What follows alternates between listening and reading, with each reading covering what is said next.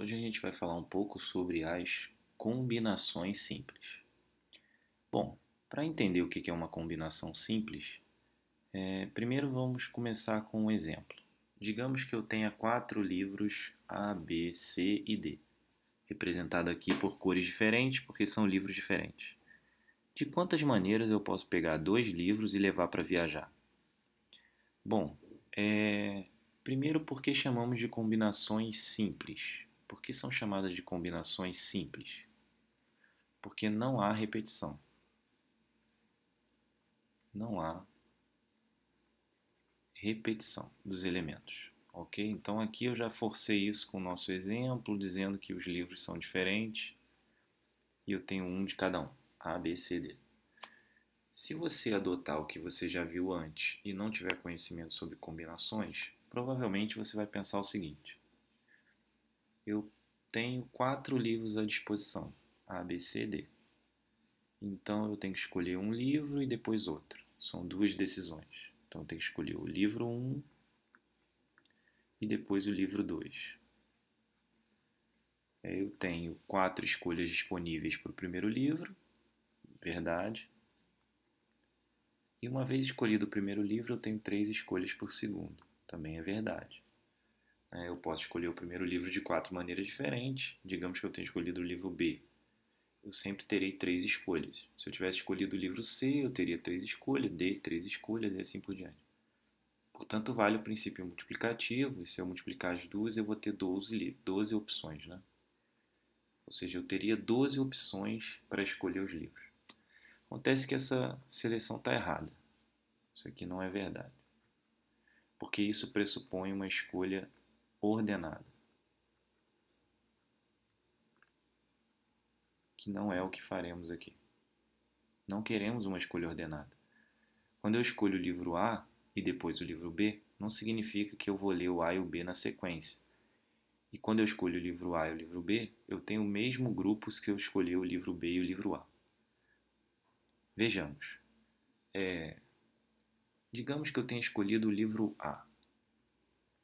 Eu posso escolher o livro A com o livro B. Eu posso escolher o livro A com o livro C. E eu posso escolher o livro A com o livro D. Bom, então nessas 3 mochilas aqui, na verdade, a gente está representando a mesma mochila com 3 possibilidades diferentes. Gostou da minha mochila? Então aqui, ó, mochila.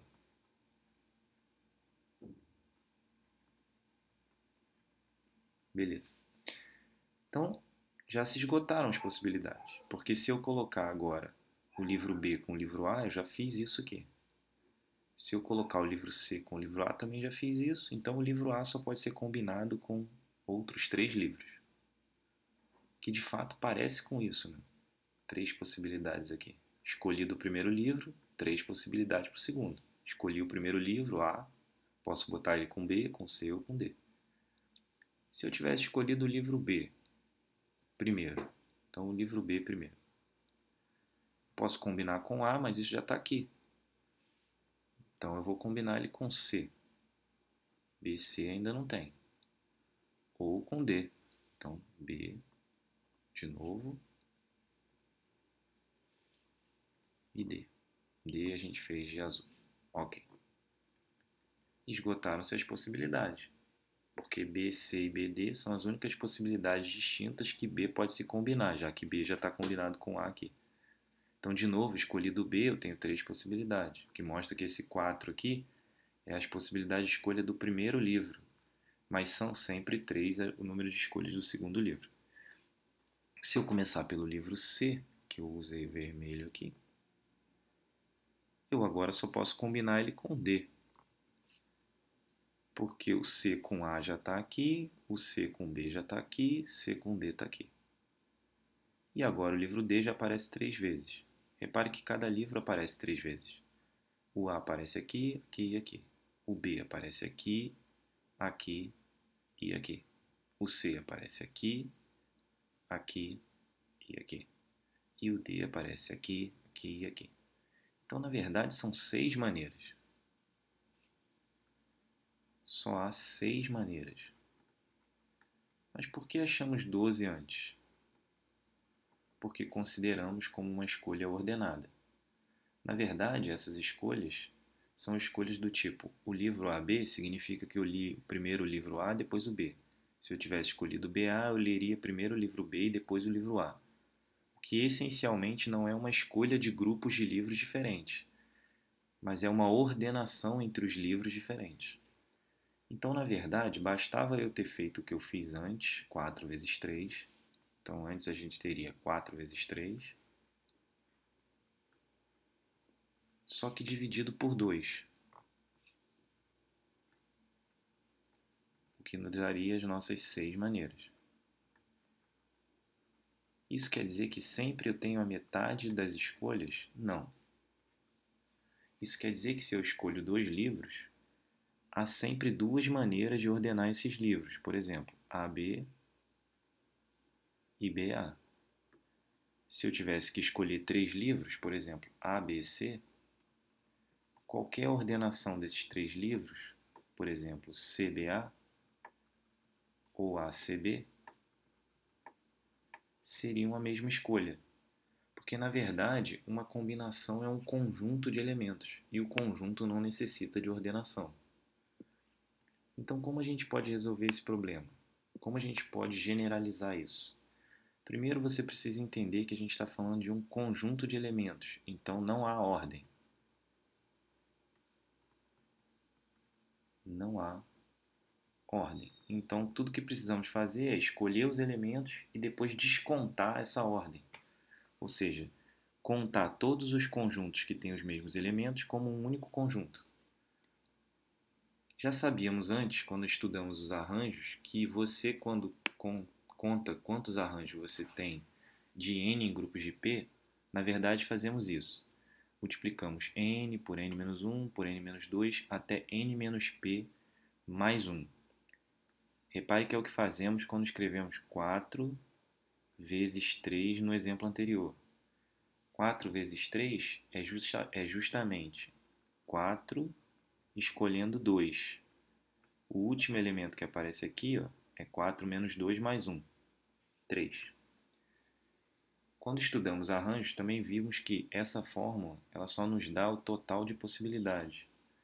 Mas, na verdade, ela é o mesmo que isso tudo vezes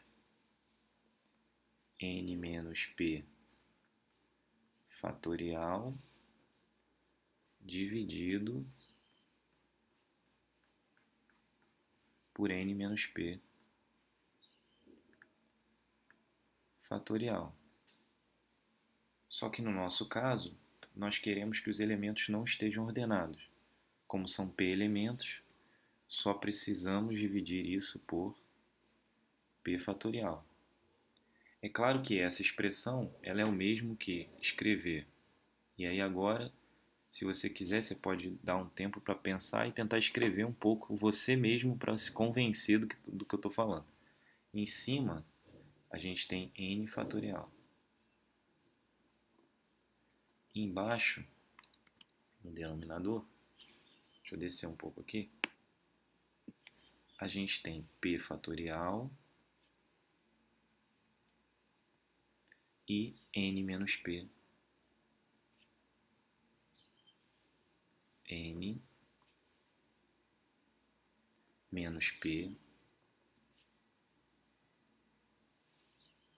isso tudo fatorial. Isso é chamado de combinação de n elementos em grupos de p elementos. E é o mesmo que escrever np. Isso aqui é chamado número binomial. Número binomial.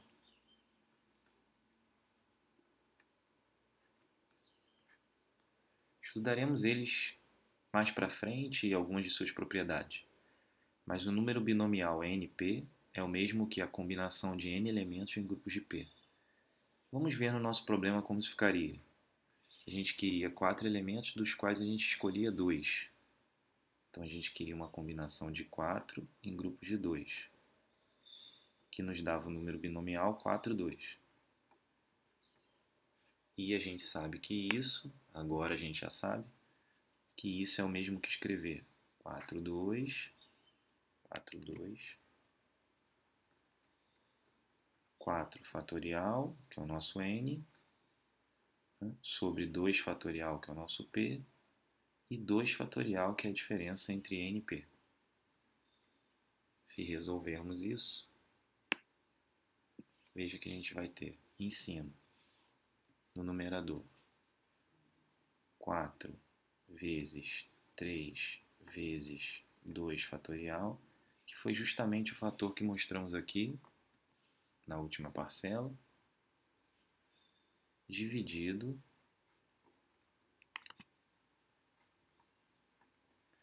por 2 fatorial vezes 2 fatorial. Esse 2 fatorial pode se cancelar com esse. 2 fatorial é 2 mesmo. Isso aqui vale 2. 4 vezes 3, 12. 12 sobre 2, 6. Ou seja, de fato, temos 6 escolhas, como vimos antes. Então, como eu já falei, essa observação era só para dizer que isso aqui é o número binomial.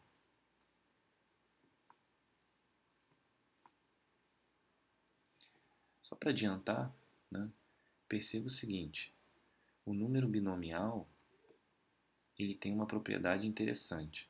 Quando a gente calcula n em grupos de p, temos o mesmo resultado que quando calculamos n em grupos de n menos p. Se você quiser, você pode tentar fazer isso e verificar, mas você vai chegar no mesmo resultado, certo? Mas vamos deixar isso para o número binomial mais tarde. Por enquanto, fique convencido disso aqui. Tente chegar nessa conta por conta própria. E lembre-se que uma combinação, na verdade, é um arranjo em que as ordens são consideradas como apenas um conjunto. Então, só precisamos fazer um arranjo e dividir pelo fatorial do número de elementos usados. Então, tudo que acrescentamos ao conhecimento que você tinha de princípio multiplicativo foi pegar um arranjo e transformar numa combinação, por meio de uma divisão pelo número fatorial de elementos usados. Certo?